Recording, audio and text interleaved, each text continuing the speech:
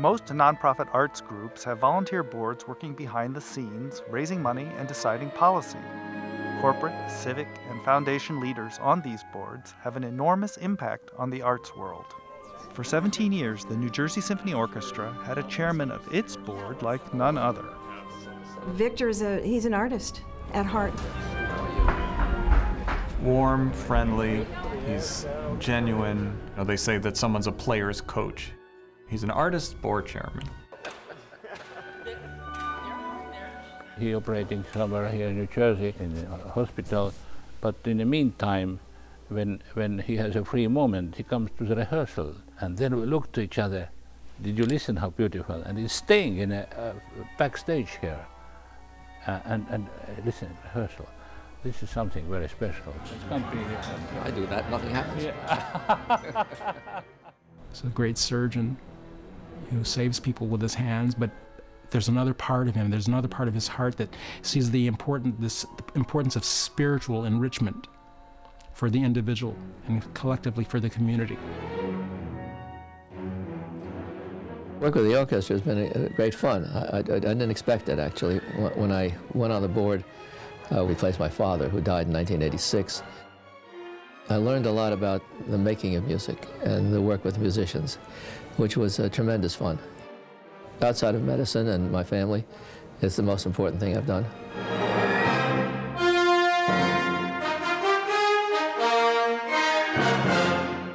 Victor's been incredibly generous with his time. You really wonder how he can be a world-renowned surgeon and play tennis like a professional and play the piano extremely well and put all this time for the symphony. And again, that's his passion. He's so passionate about it that he finds the time.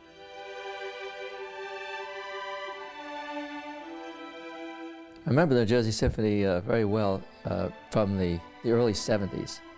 My father was on the board, so before and after the concerts, they had VIPs of the concert world over. And I remember a number of famous artists coming to the house. Kenny Schermerhorn was a conductor.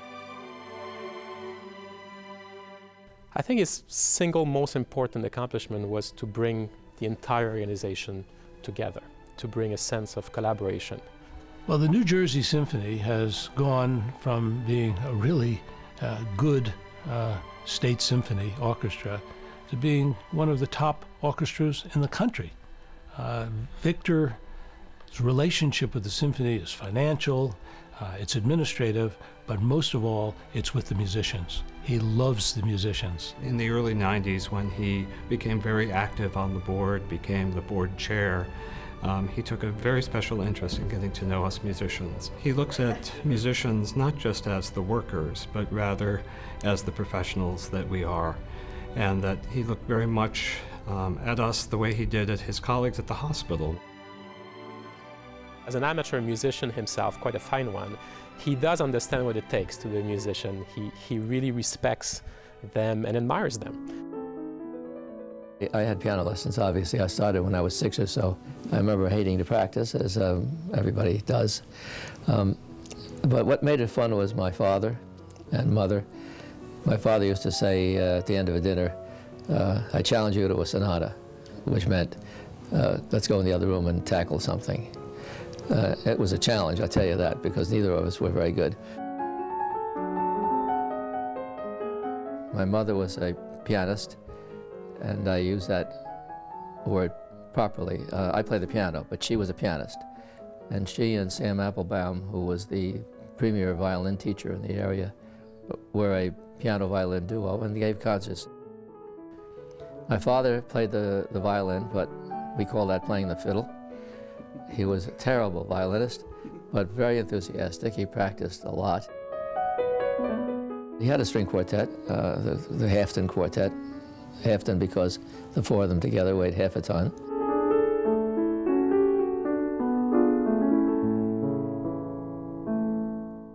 Did I ever always want to be a doctor? I think the answer is I never knew anything else.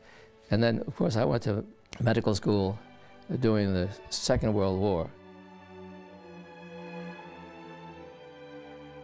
You had to be in a track. I mean, you couldn't take a year off and think about things in Europe. So He just kept going. It never occurred to me to do anything else. I had medicine, my background. Both grandfathers were doctors. My father was a doctor. At one time we had 19 family members on the staff of the Beth Israel in medicine, so I didn't know anything else.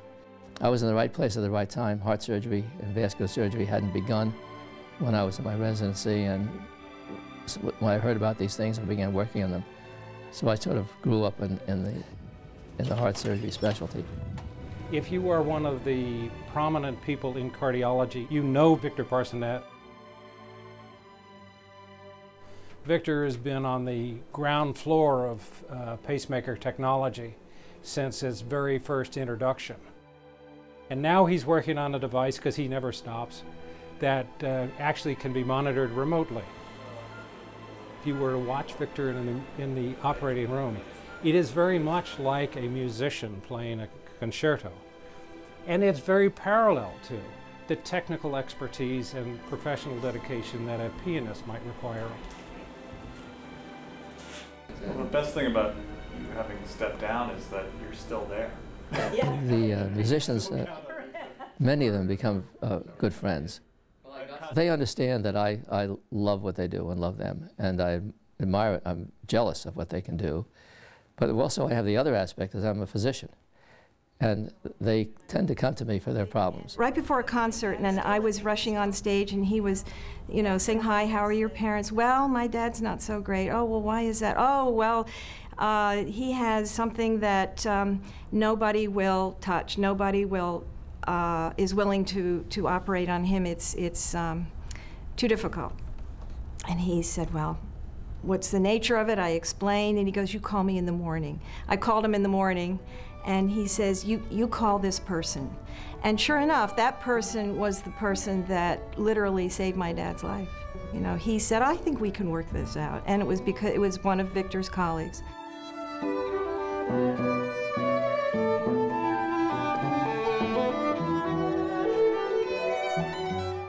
I'd cut my finger to my right hand, and I was extremely worried about it. I thought I was going to have to, you know, quit the violin or something. So I went to the emergency room. Victor came down with some specialists. He brought, you know, a number of people down. There were 4 guys around me looking at my little finger, cut on my little finger here. And they put a Band-Aid on and sent me home.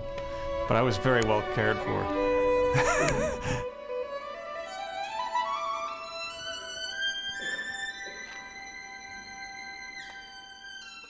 A couple of years ago, the orchestra gave me a gift that I could play with them sometime, and I flatly refused.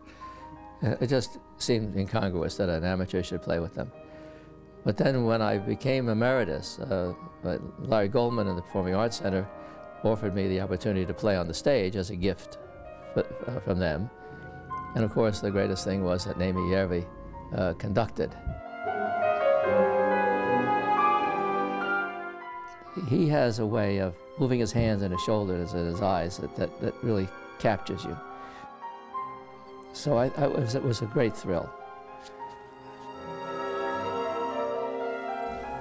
It seems, you know, it's like you have been all the time playing with him music. I don't know very much chairman of the board of directors who are playing Mozart concertos nowadays.